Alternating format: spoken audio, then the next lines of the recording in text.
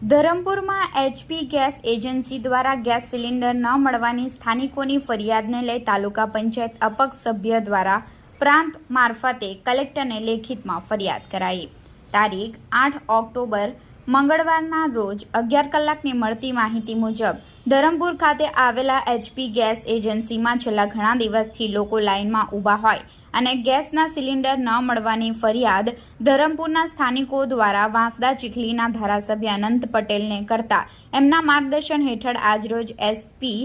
Gas agency મુલાકાત લઈ લોકોને પડતી મુશ્કેલી અંગે નિરાકરણ કરવા અંગે લેખિતમાં HP gas agency Dharampur, collector Shri Valsad, પ્રાંત અધિકારી Shri Dharampur, district supply officer વલસાડને ફરિયાદ કરવામાં આવી। ધરમપુર ખાતે જ્યારે ફરિયાદ આપવા ગયા ત્યારે આપેલ ફરિયાદની રિસીવ કોપી આપવા પણ કોઈ તૈયાર નહોતું અને બેઠેલ એક ભાઈ ફક્ત ઉડાવ જવાબ આપી રહ્યો હતો કે ઉપરથી બાટલા નથી આવતા તો અમે શું કરવાના, તો શું ઉપરથી બાટલો નથી આવતા તો એનો ભોગ આદિવાસી લોકોએ બનવાનો। ધરમપુર ખાતે આવેલ એચપી ગેસ એજન્સી દ્વારા ગ્રાહકો છેલ્લા 2 અઠવાડિયાથી હેરાન થઈ રહ્યા છે।